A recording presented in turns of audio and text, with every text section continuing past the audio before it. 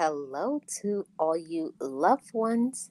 How are you doing? It's Marlene of Love Marlene 411, where we get into matters of the mind, the heart, and the spirit. So, welcome to this week's Sip and Chat episode. Um, Here waiting for my co host, Miss Nexie, and we're going to get into today's topic. So, before we get into that, if you're new to Love Marlene 411, subscribe to this channel, hit the like, share this out. I know that there are many who would really appreciate this podcast conversation. Like, I can't wait to get into this too today. So, before I start anything, welcome to the Sip and Chat. What are you sipping on today, you sippers? What are you sipping on? I just finished my dinner and I'm nice and full, so all I needed was to have my drink. And my drink of choice today was a mango lemonade. And it's so refreshing.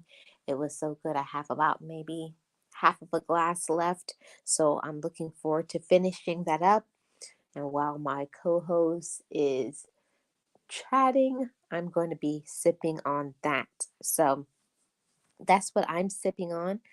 Make sure you get your beverage of choice and let's get into today's conversation. So, today's podcast is about co parenting struggles. And I will say that this is not applicable to me. I am not in a situation to where I co parent, but I've read about it and my wonderful co-host Miss Nexie this is really going to be her topic, but I'm just going to come from the perspective of talking about some of the things that I've heard are some struggles of co-parenting, and some of them I can imagine is just not agreeing with how the child should be raised. I think that that's an issue for many people. That's usually like the biggest problem and issue is agreeing on how a child should be reared. Um, One parent wants to raise a child one way, and another parent wants to raise the child another way. So I can't imagine all of the issues that are involved with that, trying to come to some sort of agreement. And when things need to happen, especially with children, sometimes some decisions need to be made right away. And there has to be one parent to, kind of take the lead in that. And I do believe that it depends a lot on who is the one that has the main you know taking care of the child, like who is the child living with. That's usually the one that really has to make the majority of the decisions when it comes to the child. But my thoughts have always been, how does the other parent that does not have the full custody of the child, I've always wanted to know how that would feel to see your child being raised, and you really don't have all of the say like you want to because of various situations. I know that sometimes custody of a child goes to the other parent because maybe the financial situation. It can also be mental health issues, um, and much more. There's a lot of things that go into parenting that we really don't think about. And if you're not really in the best position to care for a child, it can be very troublesome for the other parent, very stressful, very difficult, all of those things. So I can't imagine. So I definitely have to give the major props to all of you parents out there that are, taking great care of your children. I can't imagine being in a situation to where there's children involved, and, it may not always be something very agreeable, right? To where it's not very agreeable for some of the decisions that you have to make. So I do see my wonderful co-host in the background. So let's invite Miss Nexie to the sip and chat. Hi, Miss Nexie. Hello, Miss Marlene. How are you? I'm doing amazing. How are you doing? I'm doing good, doing good. Very good, very good. You know what I have to ask you? Yes, I do. Go Yes, on. ma'am. Yes, Go on. ma'am. Go on. Just do it. What? Just do it. What are you sipping on? My boring large cup of water. Oh, water today. Oh, I thought I was really waiting for you to say Mm. at the last minute. I was waiting to hear coffee. No, you know what? I knew you were going to be in that suspense mode because I'm such an excited Yeah, you're so individual. exciting. Mm-hmm. I'm such an excited individual when it comes to coffee, and I knew you were gonna be waiting for me to just say I it, but was I was like, like, I was I'm like, gonna. yes, it's gonna be coffee with some sugar or cream or something special or So exciting. I wanted to give you that shock factor, like, whoa, she's not drinking coffee, and I got it. I think I did. Wow. I think I did. I achieved that. I Wow. have achieved that. Yay! Mhm. Wow, Miss Nexie, I really didn't think you had it in you. Water. Oh, there's a lot of things you don't know I have in me. A lot of mischievous things, Marlene. You don't want to go there with me. Oh my goodness. Okay, we're not gonna get off topic, right? Because I want to say I It will can't be go Marlene there. after dark. Marlene after It's dark. gonna it's gonna be to Marlene after dark. I was like, don't go there. I want to. All right, back focus. So Miss Nexie. Relax. Oh, Yes. okay. The Miss best Nexie. voice you got, Nexie. Do it. I'm sorry. I got my silly shoes. I'm chuckles today. You're allowed to be. I think it really adds to the character of the podcast. I like it. Tell me what the topic is today. Okay, Miss Nexie, we're talking about co-parenting struggles. Oh, And girl. if you see the emojis that I have next to co-parenting struggles, you got the rolling of the eyes, the eyes, like crossed. Yeah. Mm-hmm. I yeah. Let's get into it then. Yes, ma'am. So I only can speak from the perspective of, things that I've read, but I want to hear the perspective of, you know, it's nothing like somebody who has actually been through it, who has lived it, and who is living it. Hmm. Mhm. I have a perspective from both sides. And what I mean by that is that I am a co parenting parent now with my husband. We are co parenting our special needs son, right? Mhm. Before it was our children, but they were teenagers at this point, so they could decide whether they wanted to go or not. It was up to them. We couldn't make them do it. But we're co-parenting our little guy Mhm. now. When I say I'm in the both sides of the spectrum on this one, is because previously to us co-parenting, I was co-parenting with my husband and his son's mother, our son's Mm. mother. Okay, hold on. Got to take a deep breath on that one. Woosah, woosah, woosah. I used to do that a lot. No, and this is the thing. I know that there is a lot of ways that we can make somebody's life a living. You know what? Double. I Mhm. mean, age eat double sticks, right? We Mm-hmm. can do that. A lot of people, and I have experienced this, which is why I'm speaking about this, is that a lot of women use, or men use their children to Mm. aggravate the other party or the other parent. They use them as shields and they move them like a chess piece any way they want to make a move on certain things. The unfortunate thing about this is that what the trauma that you're causing to this poor little one, it's unfair. It's unacceptable, and it should be banned. It should be, um, it's uncalled for. This is what I wanted to say. Um, and the reason why I say I co-parented with my ex-husband. Oh, I don't know if you want to ask any questions, Marlene, or if you want to interfere on this one. Yeah, I was just letting you have your say. First of all, when did it begin that you became the co-parent of, your bonus child? Okay, my son, I claim him as mine because, and his mother knows too. She now tells me, you've raised an amazing son, because I've got my son, and I started co-parenting when he was a year and 2 months.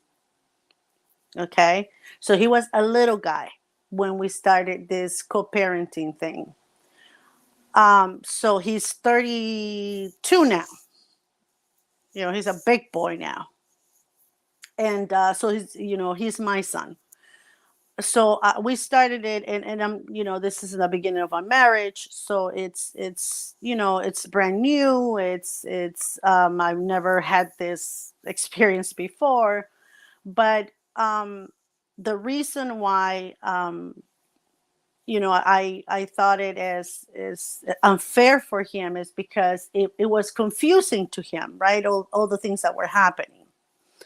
I don't know if you have any more. Yeah. And when you say it was confusing to him, can you elaborate on that? Yes, ma'am, I can. Okay, in the beginning, there's a lot of in a separation, I guess, between two people that have a child. There's a lot of animosity. There's a lot of anger. There's a lot of sometimes it can turn into hate. I'm not saying this is what they were going through, but there was a lot of anger. And every time it was an exchange of the child, it will be bickering in front of the child. Sometimes it will be nothing at all, and most of the times it will be like that, troublesome exchange. So to avoid my son to be seeing these two people going at it, because one said one thing, the other one will take it the wrong way, then this one said three more things and this one will take it the other way. So instead of me having him go through this and get traumatized, I told them, that's it, I am going to pick him up and I am dropping him off. We're going to deal, you and I are going to deal with each other. So that's what I did.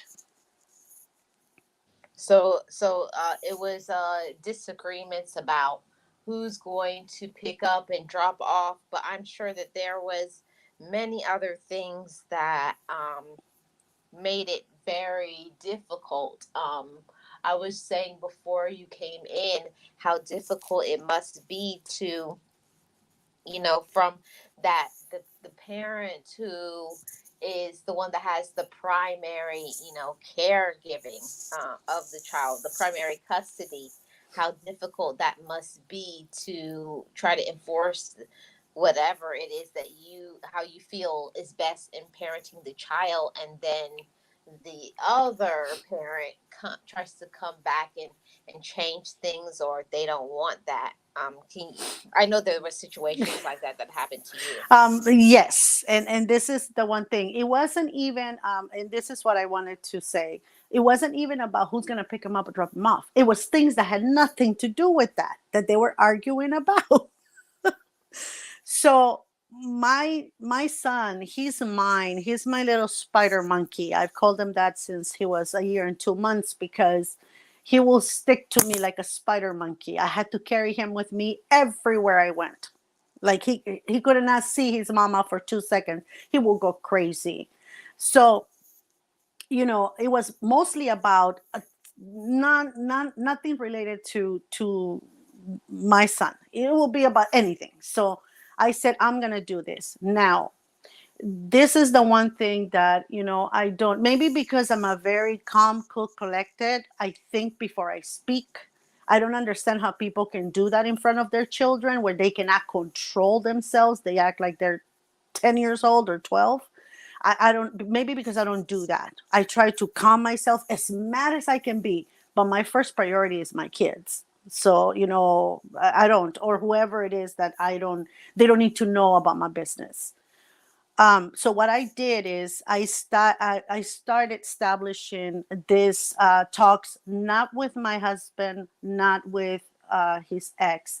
I started establishing these rules with my son. I said, look, and he was little, Marley. I said, baby, over there, you're going to have a total, completely different style of living and doing things. But here at the house, there's rules and regulations that you need to follow. So even if you do that at your mom's house, when you come here with this mom, you have to follow another set of rules. And it was difficult because he will learn certain things over there that he will try to bring here, a little bit of selfishness and this and that. And he had other sisters, so he had not to be selfish because I always wanted them to share, so they could bond together. And so that's what I had to do, Marlene. As a parent, I knew I was not going to be able to get through to them because they were in the middle of whatever crazy thoughts they were going through. So I dealt with my little guy.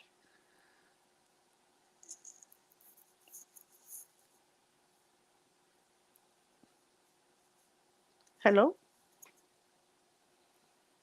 I don't know if I lost you, Marlene. We don't have the avatar, so I cannot see you move. um, Marlene.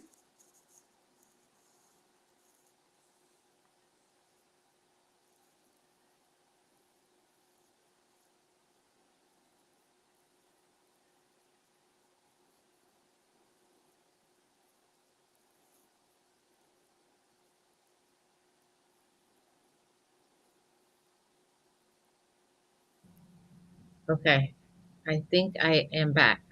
Yes, yes, you are. Yes, you are. Okay. I don't know what I missed because StreamYard just kicked me out. So You um sound like a cat. Meow. No, no. I don't know the last thing. I don't know what was the last thing you heard, but I don't know if you want to tell me what was the last thing you heard. well, the last thing I heard is when you were saying how about your son, and that's what I heard. Oh So no, no. Okay, but you heard before the when you ask that the things that they pick up in the other household and how hard it will be to co-parent in that way because they pick up certain things over there and then you have certain rules in your house. So what I was right. saying is that what I did is I didn't talk to either one of the other parents. What I did is I explained to my son that he was going to go to his mom's every so often and learn a set of rules that he had to follow in her house. But when he came to this mommy's house, there was another set of rules that he's going to have to follow. So, Mhm. not to confuse the two, I said it's going to be a little bit difficult, but you need to get used to it because this is what you're going to have to do for the rest of your life. And even though he said that he was already tired and he's been so many years as old as he was at this point, probably like four, like all of his life he had been doing this. So he understood, and I started doing that since he was little. Like he was probably like a couple of years old when he started understanding. And I will say, no, no, no, we don't do that here, remember? So because I couldn't get through to those two, right, mom and dad, so I dealt with my son because my relationship has always been priority for me. The relationship I have with him, it has nothing to do with his mom or his dad. Is my relationship with him. Is that to this day, he's 32 years old, we have a wonderful relationship. because I have always treated him with respect. You Yeah, know, I it think was hard. I'm. Can you tell me about some of those struggles? Okay, yeah, that's what I was gonna say. Okay, so let's say here at home, you go to bed at when they were little, they will go to bed at 8:30 at night. At his mom's, let's say they were up until 11, 12, 1, 2, 3 in the morning. Didn't matter, from place to place, staying up until super late. When he came home, it was hard for me to get him back into, okay, honey, you have to go to bed. Okay, honey, you have to go to bed. And so he will get up and wanted to stay up all night. And then he wanted to watch TV at midnight. He wanted, so all of those. So I had to reprogram everything all over again for the first Mm, 3 years, which means from 2 all the way to 5. I had to reprogram all the time. And eventually he got it. He said, oh, okay, yeah, I got to go to bed because I have to play, but I'm going to pick up my toys because say 30 and I got to go to bed. I got to take a shower and then go to bed. So he started getting it as he got older, but it was difficult because if I try to talk to her, it will be name calling. You're not the parent. How dare you? Blah, blah, blah. I try to talk to my husband and say, can you try to do that? And he will say, okay, I will try. But I knew the result. It's the same thing. exactly. Arguments, I will hear the yelling and everything. And I'll be like, okay, so it makes no sense. So the only way I was able to do that, again, is talking to my son and reminding him that he had two households that he had to be respectful of, but that there were different rules. And so, food, another thing. We eat at a certain time. He wanted to eat at any time. I'm not hungry right now. Or I want to eat in the living room. No, we don't do that, honey. Remember, we have to sit down on the table. And so Mhm. all those things, taking a shower, but I don't do it over there at night. It doesn't matter, baby. But here you have to, because remember, tomorrow you have to go to pre-K and you have to do all this. And so, so the routines get mixed up. So what you have to do is at least it worked for me. Like I said, I have an amazing son. I'm not saying there hasn't been headaches, and he has been perfect all the way. No, that's not what I mean. What I mean is that I have a son that since he was little, because I told him and I taught him that he had two different ways that he could be with four different people or three different people, bless you, two or three different families. He had to learn to cope. And that is actually what I think helped him cope and become the man that he is today. Right. Wow, that's amazing. Because we think we really think about the co-parenting thing and everything, but we really don't think about the effect on children. You know, Mm-hmm. because especially if that parent gets remarried, and then that's something, and then you know what I mean, the back Mm-hmm. and forth, like the child feels sometimes maybe on the in stuck in the middle. And I can't imagine what that must feel like for a child if it's not an environment like that you made for your son. Yeah, exactly. And that's the thing for a lot of people. And I see this even on you know people can call me a stepmother, right? That's what a lot of people say. Oh, that's his stepmom, or that's his. My son doesn't like that word. He gets very uncomfortable and he calls it out. She's not my stepmom. She's my mom. Please don't call her stepmom. And that's Mhm. something he has done. I haven't asked him to do that. I haven't. I want to think that I have earned it, right? And I Mhm. hope that I have. But I have never told him I'm your mom. I'm your only mom. And the one thing I did say to him, in the beginning is I'm not trying to replace your mom. I'm not. I'm just trying to be another person. You can, have a shoulder to cry on or someone to get you support when you need it. So I'm always going to be there for you. I Mm. know in the beginning it's difficult because they're like, I don't know if this person is going to be there for the long run. So to this day, he's like, now I get what you used to tell me when I was little. I know that you will stick with me forever. I said, it took you 30 years for that. Yeah. Mm.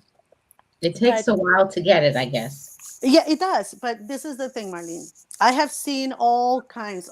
I've seen all the spectrums of parenting, and I don't mean all of them by saying Nexie is like a computer. She has everything in there. No, but I've seen so many different aspects of child exchange, of parents going at it in front of their kids, of parents using the kids for more money, for more this, for more that. Using the kids for like a chess piece, you know, it's move them the way that is going to benefit you. And Mhm. when parents do that, what they're not understanding is that the damage, yeah, you're making your ex upset, you're making him mad, but who you're hurting the most is the little chess piece that you're using. That little person, at the moment that he hears that you're using him, because they can hear everything, maybe they don't understand it, but eventually they get it. But when they feel that you just use them for certain things, that's exactly how they feel. They Mhm. feel used, they feel they have no value, they feel that they have no place anywhere. Mhm. They feel like, oh, they just are doing this because of money, because unfortunately sometimes that's the motive for some. Or if my dad got on my case, maybe he got on my case because I'm the one that causes all this trouble for him. Maybe he's not, or she's not going to think that daddy got on its case or mommy got on his case because he did something really wrong. He's going to say she's getting on my case because I'm the trouble. I'm the problem in her life. You know, my dad uses me for this, my mom uses me for that, or, you know, maybe they're upset at me because I'm the one getting in between of their happiness. Eventually that happens. You know, I've heard so many kids, if I wasn't here, then you'd probably be happy. And that is horrible to hear from a Mhm. child to a parent. Yep. And also we have to always understand that those little kiddos, they're listening. You may have that door closed, but if you are, raising your voice or you're having an argument, just because that child is not in the room, it doesn't mean they can't hear from the walls. They Hmm. hear through the Exactly. walls. And they're not quiet. Yeah. Exactly, Marlene. And I know what it is to be in that situation. And I know that, you know, it takes a lot sometimes to have to see your ex and like, oh, I have to exchange kids. I know it is a lot, but if you can control it, at least just for that moment, because the one thing I always notice is the first thing my son, when I used to pick him up, when I used to drop him off, of course, you know, he will be with his mommy and he will say, bye, mom. Or sometimes he will cry because he didn't want me to drop him off. But when I will pick him up, the first thing he will see is look at my face.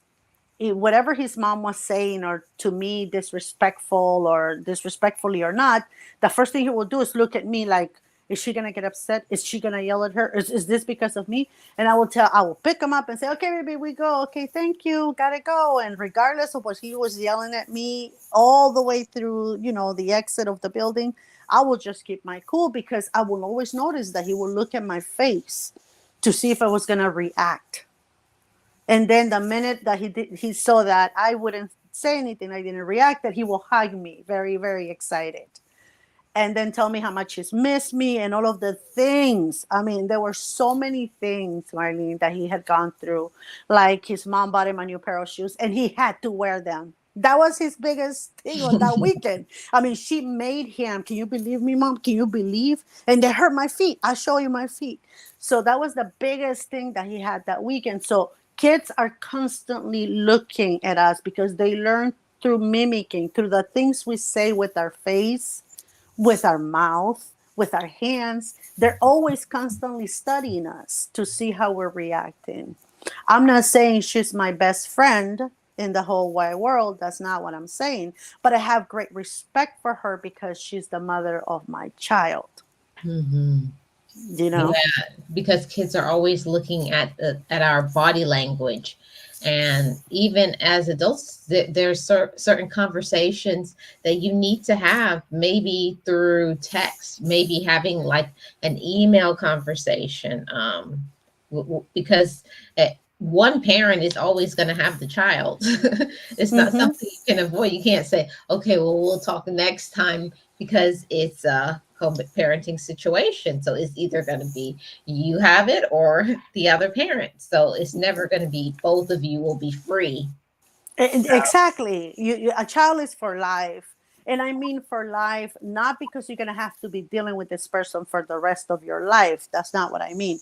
What I mean is it's your child to deal with the other party until the child turns 14, 16, and at the end at 18. It is for life because then they get married, they graduate, they get achievements, grandkids, and you interact with that person for the rest of your life through your child. So the better the relationship is, and like I said, if you can have a co-parenting relation with the other parent and have a great one, oh my God, I applaud people like that. I tried for years to make it to the point where, amicable, respectful, but I was always put down or not accepted or, disrespected. So I started seeing that maybe, she didn't subscribe to what my idea was.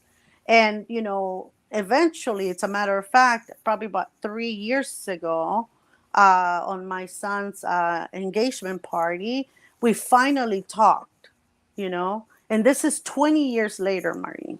Finally talk.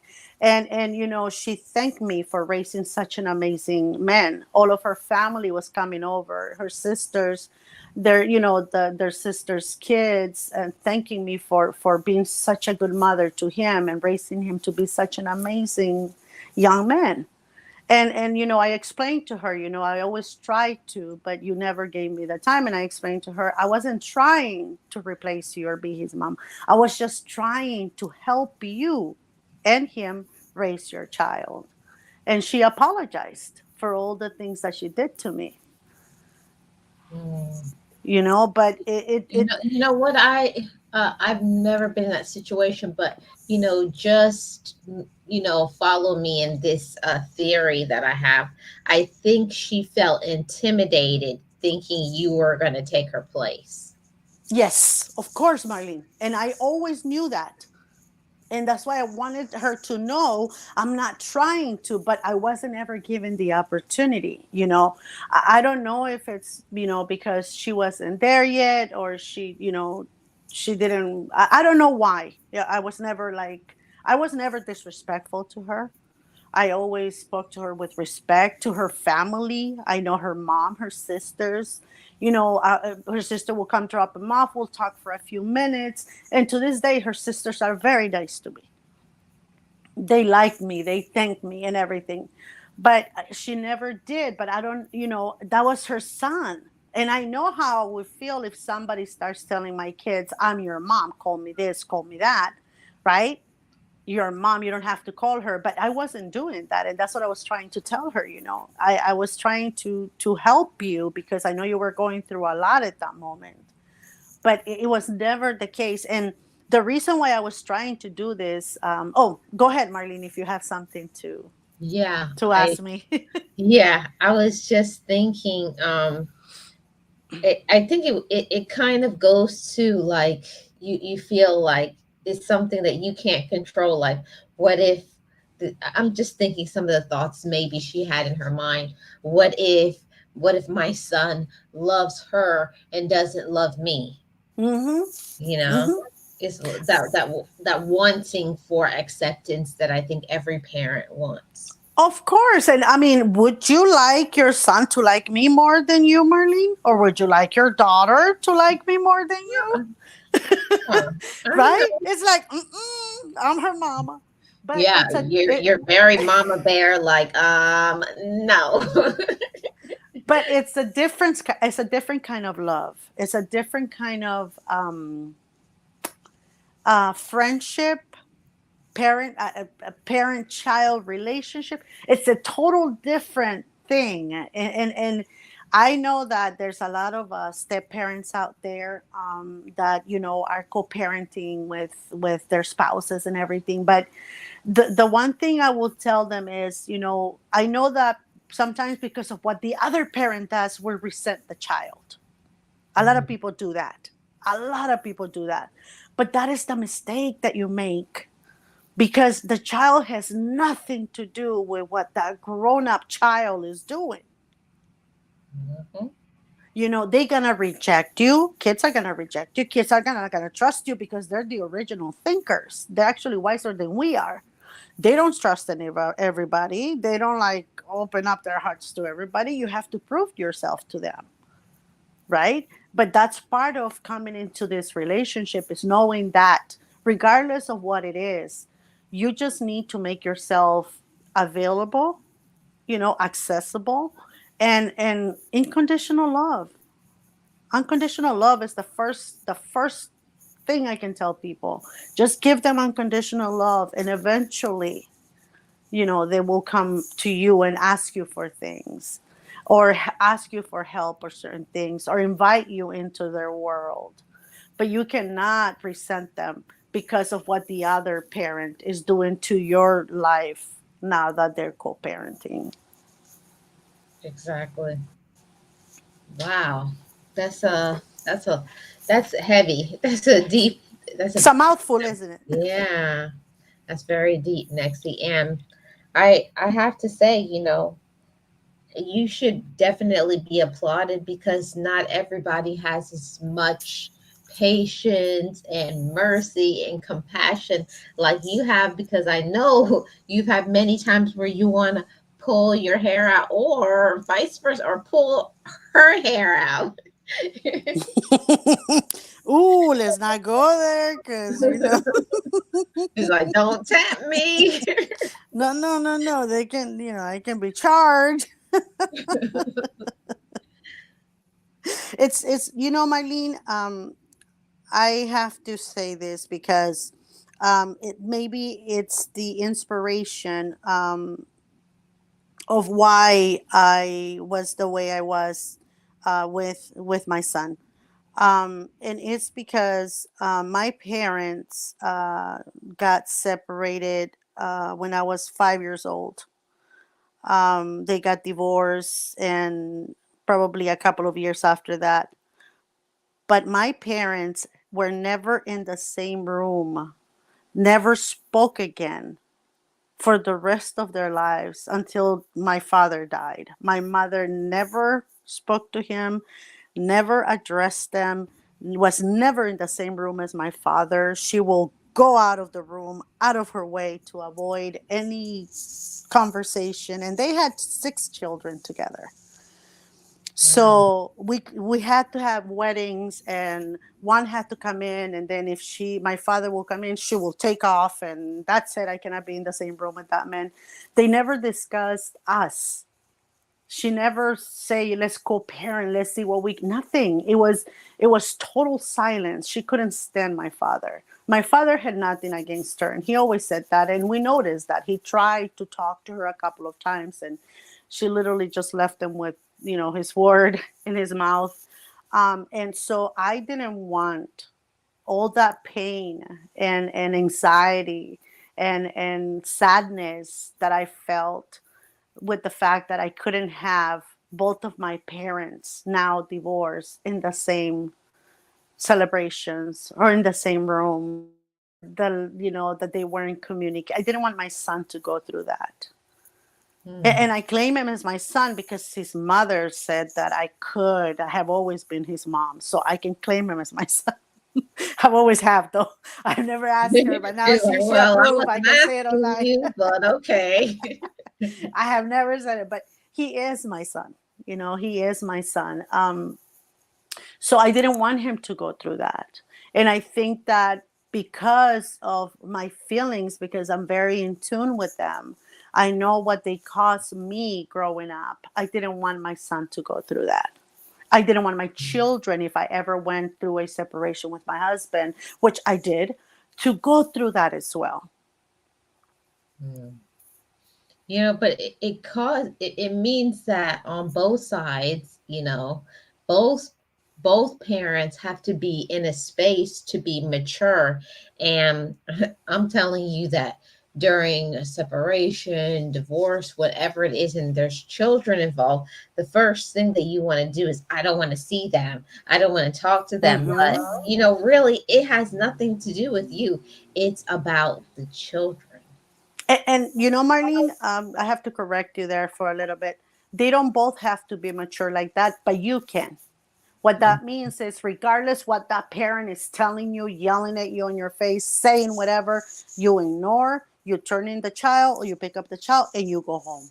One has to, for things to stop, or for the child not to go there, not to get hurt.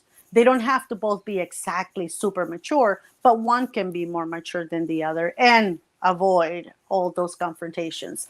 My husband and I have a great co-parenting skill. You drop him off in front of my house, he comes in, I drop him off, or he picks him up sometimes here from the house, or I drop him off at a certain place, he picks him up. We said, hi, how you doing? Bye. That doesn't mean that I don't have, still a little bit of anger or resentment or whatever, but it has nothing to do with our child. We've gone on vacations together. You know what I mean? And it has nothing to do with, I don't want him here.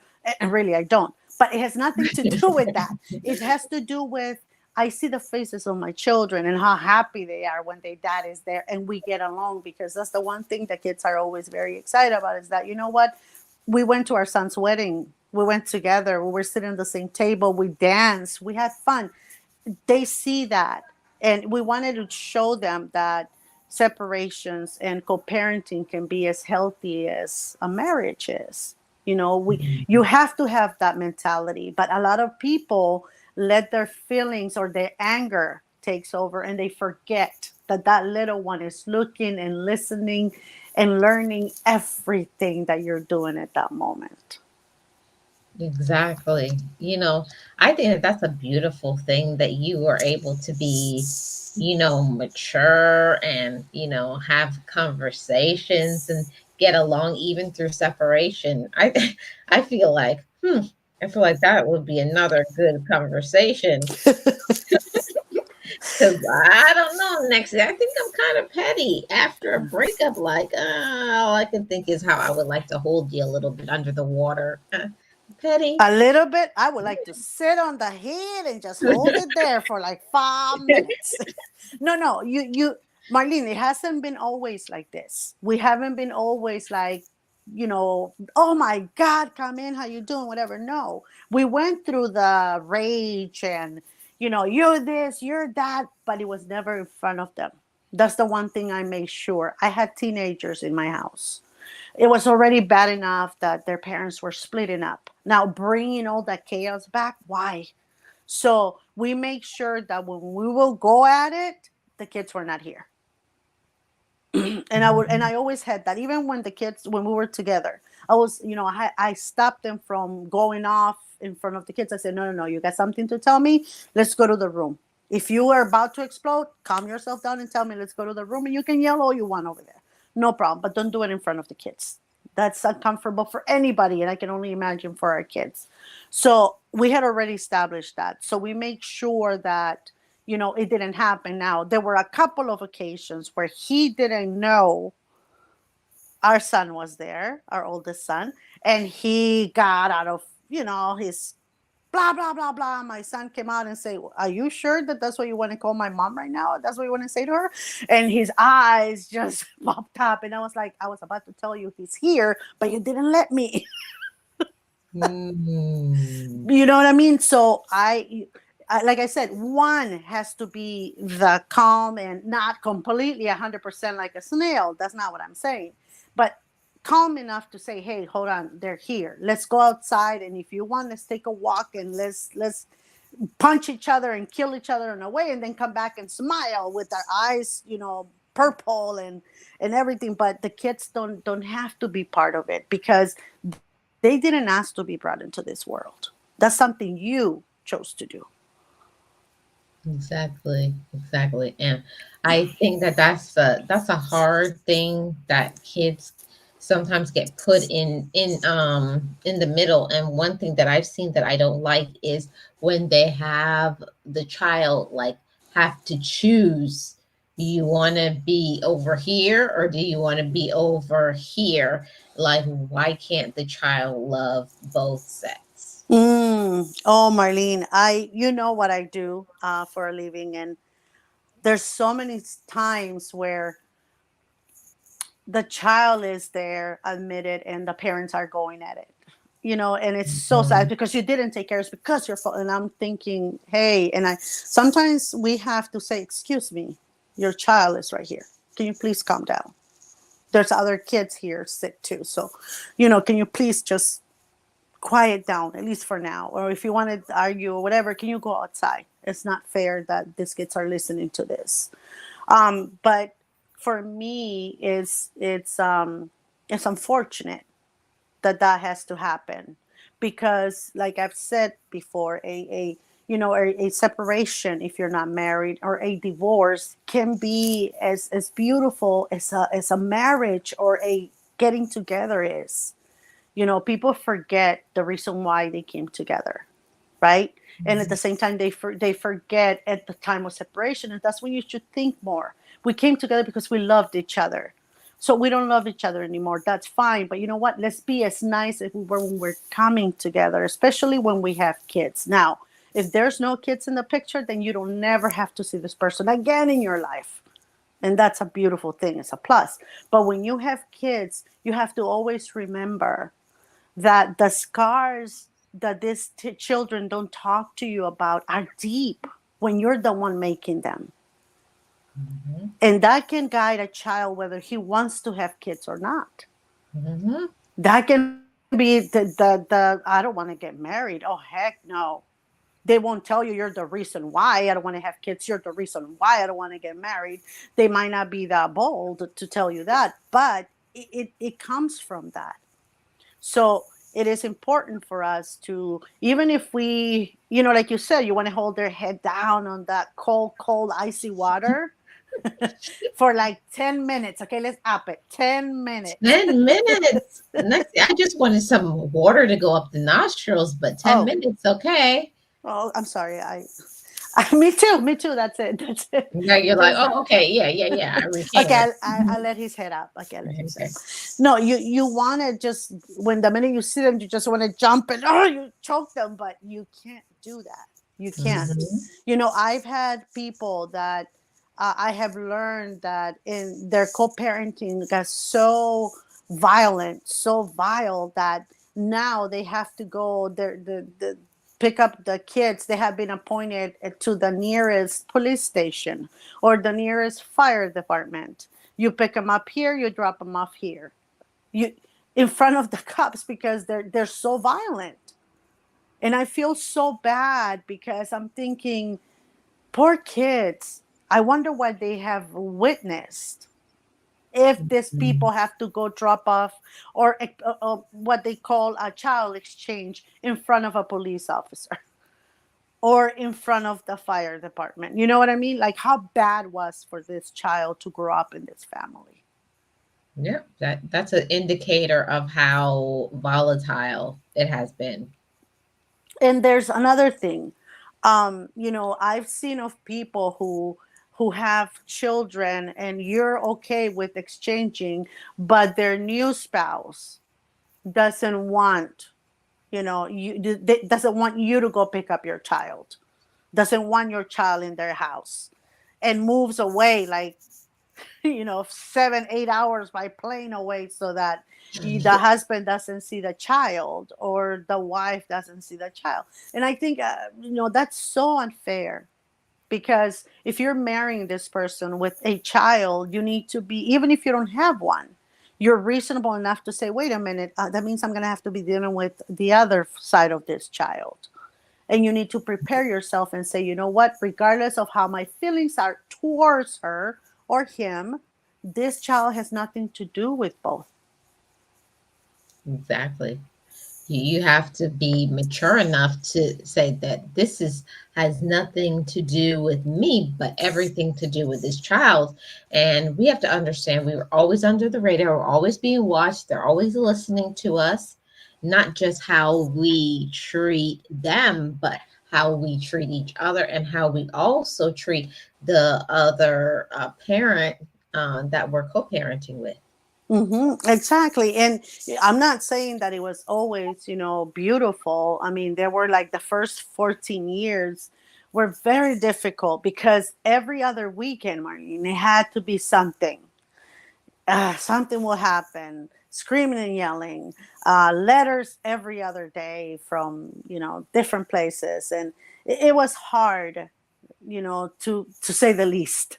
It was hard. Mhm. But the one thing I learned as our son turned 14 is that he can choose who he stays with for more permanent basis, whether I'll go visit my mom every other weekend, or I'll stay with my mom and then I'll visit you guys every other weekend.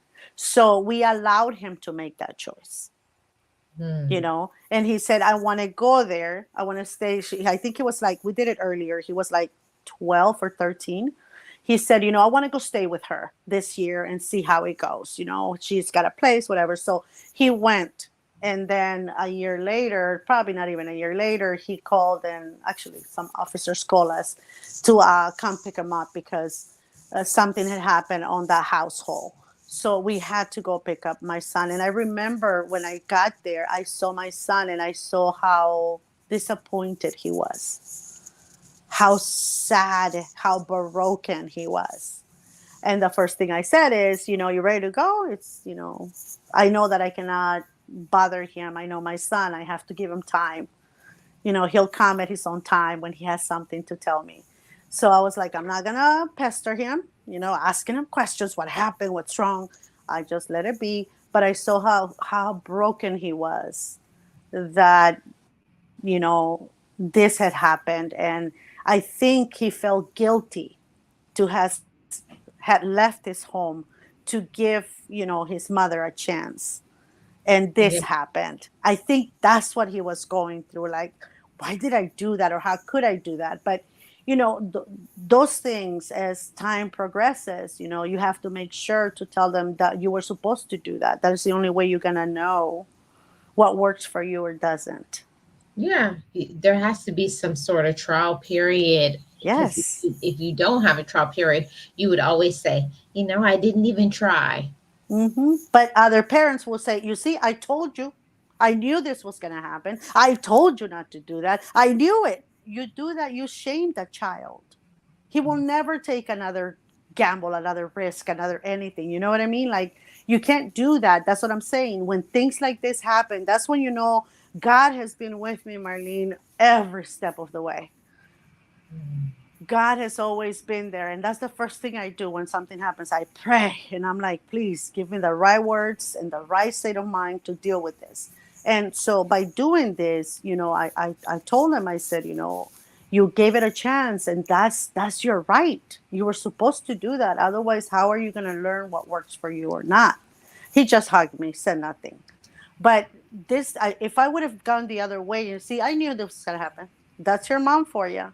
Yeah, I would have gotten those words out of my mouth, but I would have hurted my son even deeper than what had happened over there.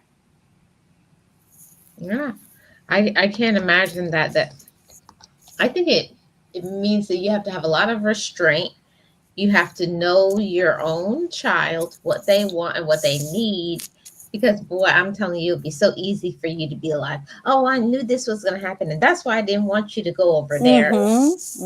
I Mm-hmm. know that you wanted to say that, but what helped you to not say it? Because I know you must have been like, "Oh, I'm so mad right now." Yeah, I actually yelled at my husband in the car. So, Okay. and I got it. I said it in my head 1,000 times, Marlene. I said it. I knew it. I knew it. I knew it. Oh, oh my God. And I said all these other words that we cannot say here on YouTube because they'll strike you. Yes. All of the But colorful words, right? yes, a lot of colors, lots of Yeah, colors, many lots of colors of the colors. rainbow. Uh-huh. Yes, lots of very pretty words. But I said them all. But since I know him, I know how my son works. I know how my kids are. I know that he was already saying that to himself because that's how he is. When he makes a mistake, he's like, and you did say this, right, mom? And remember you told me, and I'm like, but you're okay. You did it, right? So you already know that it doesn't work and that I was right. Now you know that I can do the I told you so dance. No, but I already know my son. So I was like, I'm not going to hurt him more than and add more to what he's already telling himself because I know who he is. I wasn't caring about her or my husband, nothing. I didn't care about them too. What mattered to me at that moment was him, to make sure that I didn't scar him even more than what that moment did for him. Exactly. You So, don't and want it took a lot of restraint, Marlene, because the easiest thing to do is say, you see, I told you. I knew this was going to happen, but you don't listen to me. There's, of course, a place and a time for those words. When you're telling them, do not get on that step ladder. I told you it's broken. If you fall, when they fall, you're like, ha, told you. I knew it. But, yeah. when it comes to things with the other parent, you have to be very, very careful and Mhm. very, very sensitive because let's say it would have been the other way around, right? That he left his mother and came to us. And, his mother would have done something like that. I would have not liked her if she would have said something like that to him, hurt him more than I had already hurt him. So, but for me, it was always about him. It was always about making sure that he didn't feel the way I did growing up. Mm. That I wanted him to know that he had someone that he could count on, even though his bio parents weren't someone that he could open to. He could come to me. He can come to me for anything, and he does. He can Uh, open up to me. so Nexie, so how do you buffer that, how do you, cushion that being able to, get around that without, you know, irritating your husband and not irritating the bio mother? Yeah, I didn't care Notice I about that. almost said something up, yeah. Okay. What and I don't know if many people feel this way, and maybe um, um, I'm being like the, yay, he loves me type of mom, right? But the reason why I didn't, I put a buffer, like you say, for this two, because what you're asking is, how did I not allow this two to get to me? Is that pretty much what you're asking? Yes, yes. Okay, okay. The first and foremost was the love that I got from my son. My son loves me, and when he was younger, he loved me so much. As his mom, I was his rock. I've always been that person. So the love that he gave me was enough for me to fight against those two. And my husband is at home, by the way. So, him, it didn't matter, but it was enough for me to not resent his mother, not go out there. Besides, I'm not a person that is confrontational, but not to put a stop on her, because first and foremost, it wasn't my place to do that. His dad was the one who's supposed to do that, right? Don't Mhm. come here disrespecting. And he did eventually, he did. But so the love that he gave me, the respect that he gave me, and all of that encapsulation of our relationship is what buffered resentment or jealousy or angry or anger or whatever it is that I was feeling at the moment. Seeing the need that this boy and the love that he had for me is what made me not go there.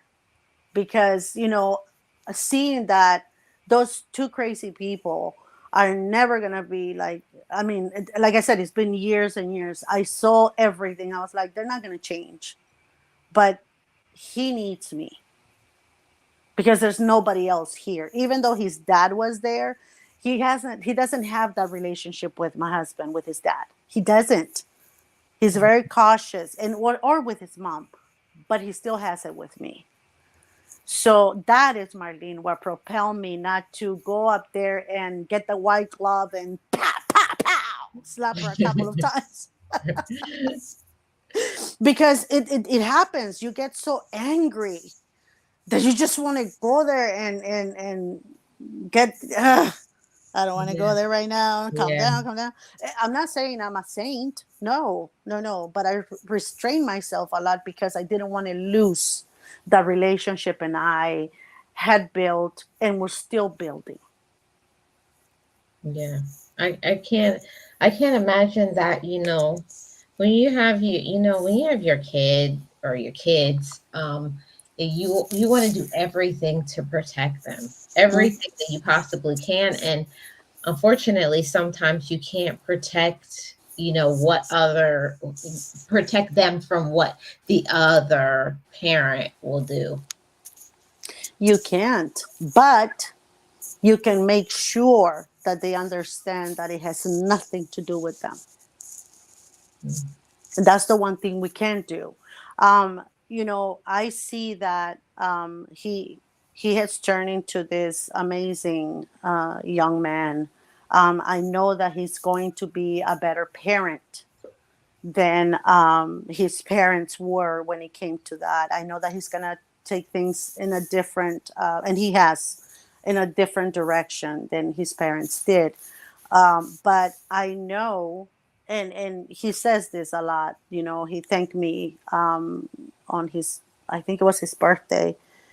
He thanked me that for being the mother that I was to him, because I have made him the man that he is when it comes to loving, caring, and being a responsible human.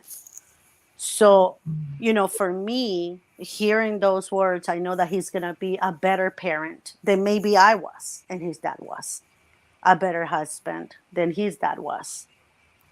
So, all of that, encapsulating everything that I have gone through with the other side of my son's family, well, mostly his mom, not everybody else, but it's nothing compared to the love and the relationship that I get from him and that we have together. And it was worth it. It was worth it. I got to achieve something that nobody did for me. He's a 30-year-old, very healthy, healthy mind kid. He's an army retired. He's hardworking. He's a good man. And if I don't want to say because of me, right? But I feel that if I would have not been, in his life the way I did it, which is I never made differences between him and our kids. They were all our children. I never made those differences. I have never made those differences because I didn't have them in me. He wasn't somebody else's son. He was my son. Mm-hmm. So that's the key when they come into the mix with other kids, is that don't make those differences. Yeah. Unite them, because as they get older, they're going to need each other. They're not going to need us. They're going to need each other. So he saw that there was no differences there. And I think that's what gave him the trust to embrace me Wow. and allow me. And I think that that's one of the best gifts that you could ever have, I believe.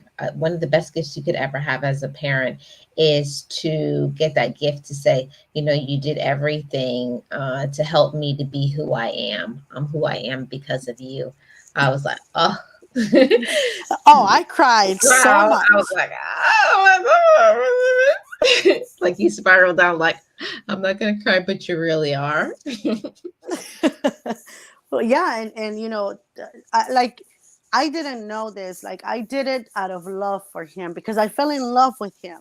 A lot of people will ask me, Marlene, like, why didn't you leave? If the relationship wasn't working, why didn't you leave? Why didn't you just go? And I'm like, because I was not gonna leave my son here with this two. And I needed to be there because he wasn't bio mine. I couldn't take him with me, and I was gonna be condemned to where if I would have just left them. No, I would Yeah. never do that. So when I didn't do it for that. I didn't do it for him to thank me, for him to love me. No, I did it because it came out of me. I loved him. I fell in love with that little thing. And he was mine from the moment I met him. And I always told him that as I was changing him, you were born for me, because I loved them so much. There was no difference between the love I have for my daughters and my other son, his siblings, and I had for him. I have never made those differences. But when I heard his, now wife said thank you, for nurturing him to become the future husband that he's going to be. He's such a wonderful man. And then everybody else to say the same thing. I finally said, okay, then I did a good job, right? Because if somebody else is noticing that I did do, okay, so I did something good. Okay, good. You reassure yourself, because when you're parenting and they're little, you don't know. You You don't know. you're flying by the seat of your pants, like, I think I'm gonna do this. It's yeah, you're like, okay, there. So his arm didn't break when he fell. Okay. I'm gonna lower that so the next time he jumps out of there, hopefully it won't be only such a big bruise. But he's okay. He's fine. His head is still in place. No, but it's parenting, so you don't know. Sometimes there's topics that you don't know how to handle with your bio kids. Imagine a topic like that with a child that is not biologically yours. And now, if you answer, what's going to happen? So, those things I always, those are things, Marlene, that are very important that a lot of people don't dig into. That there's a lot of topics that even if it bothers you, you're going to have to go to the other parent and say, listen, he asked me this, but I told him to ask you. And then if you didn't get the answer, then to come and ask me. Right? Right. So I always pointed him the other way when there were topics that were a little heavy, and I felt that his parents needed to be involved as well. So, Mhm. he will have, and this happened even before he got married. And, he had questions, and he came to me first because that's what he always does. I'm his first choice. And I know when he wants something or he needs something. I see him and I'm like, you okay? Yeah, I'm cool. All right. I said, I'll just give him a couple of days. And sure enough, 2 to 3 days, he's right there. Hey, mom, you got a minute? So I already know that, I have to give him time, but I have to say it, you okay? That way he knows that, oh, okay, mom already noticed it. So, I can talk to her. And then he asked me the questions. I said, look, this is what I think. I said, but do me a favor, call your dad. Find out what he says. I said, and as soon as you're done talking to dad, call your mom.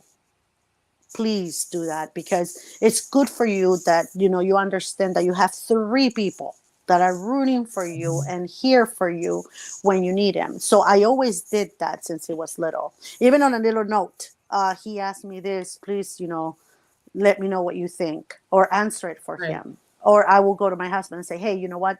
Give her a call and tell her that this is what he's been questioning so that she can maybe help him. So don't leave the other parent aside. Involve them as much as you can, Right. even if you don't like it.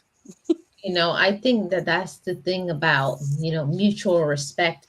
It's like one of those things that you don't have to be, like you said, best friends, but there needs to be a mutual enough respect for each other that you're going to include each other, that you're not going to berate the other in front of the child.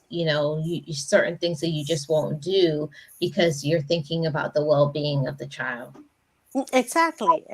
And there were times as he was growing up that there was this incident that I will never forget because I thought it was hilarious. He was about 3 years old, and he had gone for a visit to his mom. I had dropped him off on Friday night, and I was picking him up, Sunday afternoon. And I come to pick him up, and of course he's waiting for me right by the door. He's been bugging his mom that my mom is about to come. Open the door. Open the door.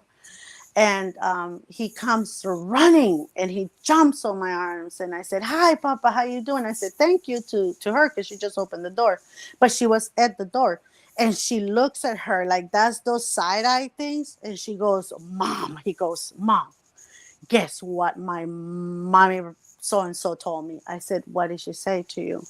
She said, she's not your mother. She's your stepmother. And he will turn again and look at her side eye, like really upset. I said, and I'm standing there in front of her. And I said, and what did you tell her? I told her, she's not my stepmother. She's my mommy. And side eyes her again, like with those side eyes, he wanted to just kill her in that moment. And she Yeah. starts laughing, and she starts laughing, and I smiled at her, and I was like, "Oh, that's a good thing you did." So I'm your mom. Yes, yes. Even she says you're not. Yes, yes. And I was Wow. like, okay. And I explained to her, look, I'm not the one who has asked them to do this. He hears his sisters calling me mom. So he feels part of it. So he's, I'm mom to him. And I don't want to knock that down like that. I had to explain to him, the difference between the two, right? He's like, yes, but you're my mom. I said, okay. So he adopted me before I adopted him like that. Wow. But it was hilarious. I can still see him with his little feet around my waist, and he's eyeing her like with those like, oh, if I could just, I'm gonna tell on you. But she I'm was gonna say, laughing. I'm gonna tell what you Oh, did. oh yeah, I am. I'm telling her right now. And he said, and I said, what did you tell her? Like, you're my mommy. And with that voice, like, yeah, she's my mommy. And I was like, well, that's a good answer.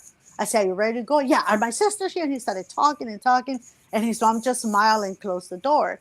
And, she understood at that moment that I was not going to badmouth her in front of him, because that's not my job. Like, I wouldn't do that to any mother or father. I will never do that, because my father never did that to my mom. Regardless of what went on between them, my father never, Marlene, in his life, badmouthed my mother. Ever. Yeah. And Nexie, I think that that's a lesson to any parent, Mm-hmm. to whether it's a co-parenting situation or not. Never berate the other parent. I always say that if you have issues between the two of you or the three of you, whatever the situation is with the parenting style, don't bring that kid into it. Don't mix them up in whatever issue that you have going on as adults. It's not the child's fault. Yeah. It's your job to create stability on these little kiddos. It's not the other way around. That's what people need to understand. That your child is not gonna, stabilize. You have to be the one that gives them a stable home, regardless of what's happening between you two. A stable mind, the ability for them to cope on different um, sets of parents, because we know everybody gets remarried, they do all these other things, and that's okay. But you have to make the child be comfortable all the way through. And I'm not saying we don't make mistakes. Of course we do. We all make mistakes. Maybe there's the day that you have a headache and this person talks to you, side of their mouth or whatever. You're going to be like, are you kidding me? Really? But that doesn't mean that you have to go all the way through the repertoire of words that you can call this person. You can just walk away. If they're yelling at you, let them. Nothing that money's not going to be taken away from you just because they yelled at you. And they're not, as long as they're not putting their hands on you. And even then, you just push them aside. Don't get involved in front of the children. Yeah. It's sad that these kiddos have to go through a divorce, a separation, and get unstable in that way. Now, imagine if the two parents don't get along. What can you expect from this poor child's life moving forward? Yep. It's gonna crush them. It's gonna crush them, and it's gonna affect the adult that they turn into. The rest of their life. And that's what I tell people. I say, you guys don't understand. They don't stay little. They grow up. Okay, they grow up and they turn into the little monster that you created when they were little. They turn into the big monster then. So it's why you have to be careful on what you do, what you say, and how you treat them, because kids are little sponges. They're absorbing everything around them. That's the whole point, is that they're absorbing everything that happens around them. So as parents, as adults that we call ourselves, or think that we have to put all that hate and bitterness or resentment or whatever aside, at least for the moments that you're picking your children up, because it's unhealthy for them. And don't badmouth the father on when the child is with you, or the mother when the child is with you. It's uncalled for. You're creating more trauma. It really is. It's very uncalled for. And it's one of the reasons why I went to cover this topic, and to, to say to all of those who are co-parenting and they have all of the struggles, hang in there, learn to work on your communication skills, and to not assume that you know what the other person feels, what the other one is going through. If you're struggling, most likely the other parent is struggling too. So become mature enough, especially for that child. So Hmm. yeah. Exactly, Marlene. Exactly. Everything has to be done for them. It's not about you only anymore. It's not. Your private life is yours. Your resentment, your anger, whatever, it's yours. But what we need to remember is that the child is counting on you for everything at that moment: support, happiness, sadness, security, encouragement. So, whatever it is that you have going on with the other, just put it aside. And if you cannot, then have somebody drop them off or pick them up, which is what I did. Mhm. I said, this stops right here. You guys cannot be arguing in front of my son. That's it. I said, I'm going to pick him up and drop him off. You like it? Good. You don't like it? I don't care. That's when I put my foot down. I said, no, that's it. You stay on your corner and you go to yours. I said, this is what's happening from here on. And there were a lot of times where, I'll be rejected, and we live like an hour and a half away from back then. And I will go back home, and then I will get the call and say, okay, then come pick him up then. I will have to drive all the way back and then back home. So it didn't matter to me, because all I wanted to make sure is that he knew that no matter what happened in between it, I was always going to be there. Yeah. And that's what matters at the end of the day. Next, Yeah. that's what matters at Find the someone. Don't deal with them. Put restrictions. That's the one thing, Marlene, that we always have to do, Marlene. Put restrictions. Okay, you're going to drop them off at the door. You don't come into my house. No, no, no, no, no, no, no, no, no, no, no. This is no longer your house or our house. You drop off our kids here, or if I'm going to pick them up, I'll pick them up from your house, from the door outside. That's it. From the outside of the door. Give them to me. I'll see you guys next week or whatever, and you go home. You drop them off the same way. You drop them off at my doorstep, and then you go bye bye.